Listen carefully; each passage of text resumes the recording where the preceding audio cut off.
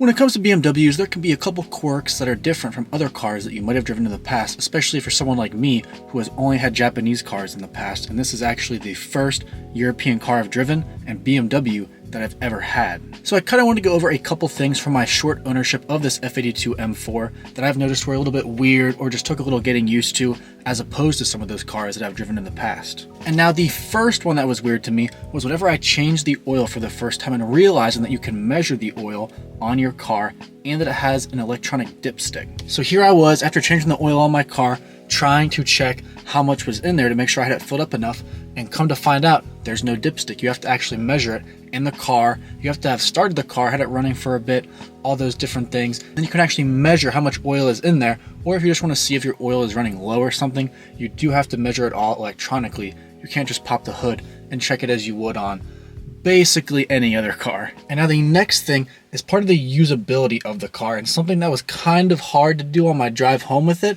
and I probably should have looked up before taking it home, and that is the turn signals and the wipers. Now, as you'll notice classically with cars, whenever you are using the turn signal stock, it stays in the up or down position, but on the BMWs, whenever you use them, it returns back to the flat neutral position. And imagine me driving this home for the first time, my blinker's stuck on, and I'm just pushing it, trying to figure out what happens, but you actually have to hit it in the opposite direction to get it to turn off. And now the wipers are a little interesting too, and sometimes it can vary from car to car. Like some cars you just pull it and it'll make them go once, or some cars you can pull it and it shoots fluid out of it. And on the BMWs, one click down makes it sweep once across the windshield, but then going up is where you can adjust how quickly it is going. And so I flicked it up once because that's just what I was used to, and the wiper blades just continued to go, and I hadn't thought to check it beforehand, and I'm looking at it trying to figure out, how to turn it off, and had to figure out that just flicking it down once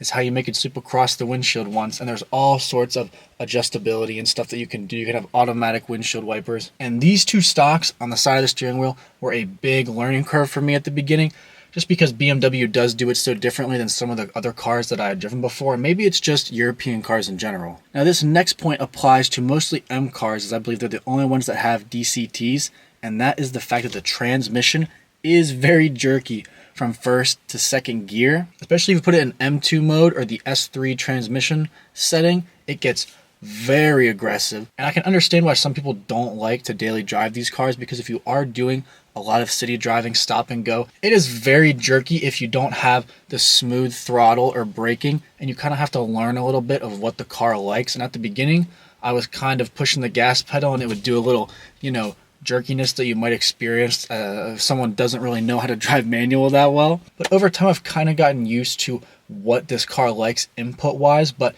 it still is a little bit jerky in first and second gear, and I can understand why some people do not like the DCTs in this car just because of how aggressive they are. But I think once you learn them a little bit and you just get used to what responses they like, it becomes so much fun. Now this next point is a huge plus and something that BMW does incredibly well that a lot of other manufacturers don't do, and that is just the tunability of this car from the factory. You have your different modes that a lot of cars have these days where you can adjust it if you want efficient mode, sport mode, maybe sometimes they have snow mode. You also can adjust how heavy the steering response is, so you can just have it in efficient if you're just cruising, or you can turn it up into the sport modes, or even the suspension sometimes you can adjust on these cars. And even after all of that, just these simple buttons that you can adjust, you can also go into the settings and change so many different things with how these cars drive, and there's not many manufacturers that give you that much tunability from the factory for different things that you can modify with the cars. Even if you just had the buttons to tune those things, it would be a lot, but the fact that you can go in and manually adjust every single setting on the car, it's just tunability that no other manufacturer has really given you from the factory. But maybe that's also another just European car thing. And now I'm sure this gets a lot of people to maybe buy their first BMW, and that is just how these cars sound from the factory as well. It really is amazing just how good of a package they are if you wanted to keep your cars stock. Now, I'm not usually someone who keeps my cars very stock. I like to modify them, make them my own, but I was very impressed with how good this car sounds from the factory. And this car even has a valved exhaust, so it can be quiet when you want or loud when you want, but just how good this car sounds from the factory is a very big plus, because I'm sure a lot of people don't want to have to get underneath their cars pay all this money for an exhaust just to make it sound the way that they want. Or even sometimes you don't even want to put an exhaust on the car, but it actually sounds sporty and the sound will match what the car looks like. And I think that's a very big improvement that BMW does over a lot of different cars, because you can buy a bunch of different cars today that look very sporty, but they just really don't sound the part. They sound quiet, muted, suppressed. But BMW does a really good job at making all their cars, even ones that aren't targeted towards straight performance or being a sports car, they still make sound good and spend the time to make it sound good. Now, I've never had another car that really likes to yell at me or anything. Even if there is a check engine light on, it doesn't really tell you, it just kind of pops up on the dash until you notice it. But there are so many things that can pop up on this car and make the same chime noise. You could get a check engine, maybe your windshield washer fluid's low, maybe you get a drivetrain error, maybe just your key fob needs a new battery, but all of them are the same chime. Or also, one that really got me was whenever I was running low on gas. I had to go fill up soon and I had like 2 gallons left in the tank and the chime went off and I thought, I just bought this car and I already got a check engine light. But it was just popping up on the screen telling me, hey, you should probably go fill up your gas because it's getting low. But the fact that the same chime is for literally everything that can happen on the car makes it a little nerve-wracking, because you will get like a, oh, your washer fluid's low, or you're gonna run out of gas soon.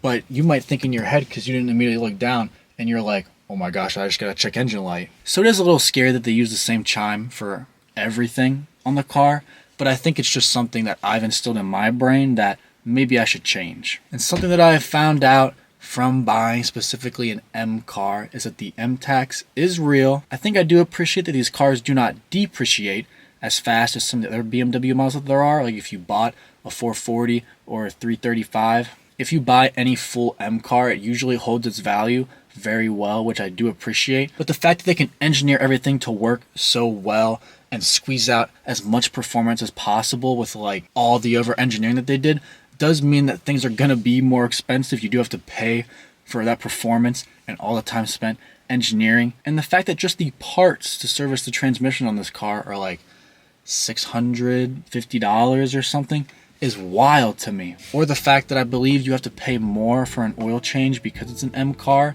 over if I took like a 330i in there. Luckily, as I'm sure a lot of people know, you can save yourself a lot of money by knowing how to work on your cars. So if I took this car and got the transmission serviced at BMW, I think it was like $2,000 or something.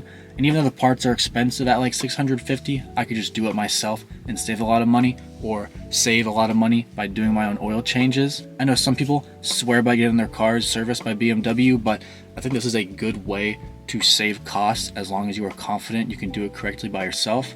But I do think that the M tax is real, and it is crazy just how expensive some things can get on this car maintenance wise. And that's why I think sometimes these cars do end up blown up or mistreated, is because people think that all you have to do is be able to afford the car and you're good. But a big part of owning even any BMW is that sometimes they do depreciate very quickly, but you have to think that the car was worth X amount of money how many years ago, so you're gonna be paying maintenance as if it was that expensive. I forget what the window sticker of this car is, maybe like 90,000, brand new. So I gotta take into account that I'm paying maintenance on a $90,000 car. But I have to say, overall, I'm very impressed with how BMW packed such an amazing car into a package between performance, luxury, comfort. I'll even go as far to say reliability, and even things like gas mileage honestly haven't been that terrible. So I believe I've had this car for about 2, almost 3 months now, and I'm beyond happy that I've purchased it. I've been so happy